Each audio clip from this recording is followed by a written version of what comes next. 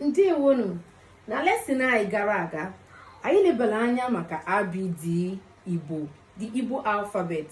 Ugbu a anyị ga-eleba anya etu esi wee kewepụta alphabet Igbo, the Abịdịị Igbo. Abịa na Abịdịị Igbo dị 36. 36. In English, it's called 36. 36 in numbers. Ha dị 36 in numbers. Abịdịị Igbo, the alphabet, 36 ka ọ dị na gịnị ọnụọgụ. Is 36 in numbers in total. Total number of Igbo alphabet is 36. 36. Abịa na Abịdịị Igbo a, a na-ekewapụta dịka Mgbochiume na Ụdaụme. Mgbochiume na Ụdaụme.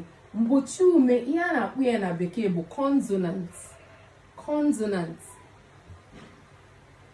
Ụdaụme, ihe a na-akpọ ya na bekee bụ vowel.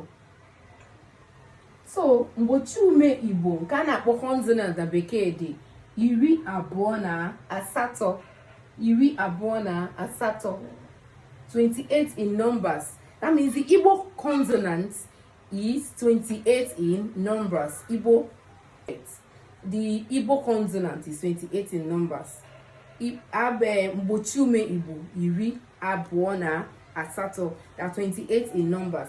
Abịa na Ụdaụme, ya na akpọ na bekee bụ vowel. Vowel.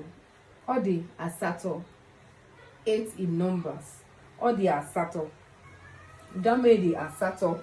Anyị egosi gị ihe ndị ụdaụme ndị a bụ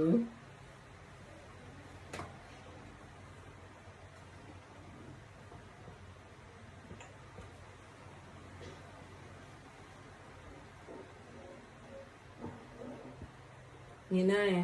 Ndị a bụ ụdaụme Igbo: a, e, i, e, o, ọ, u, o. Ndị a bụ ụdaụme Igbo. O nwere ndewo nke emesịa nụ.